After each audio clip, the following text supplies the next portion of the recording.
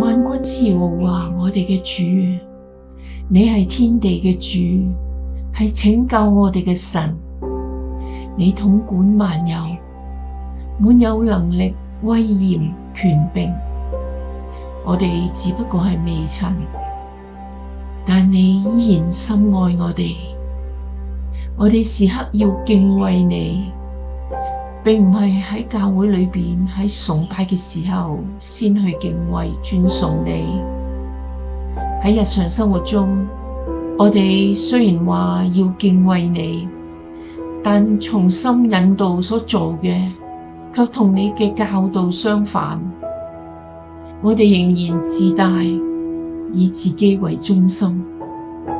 求主赦免我哋嘅罪，幫助我哋除去偽善，要心口如一咁樣去敬畏你。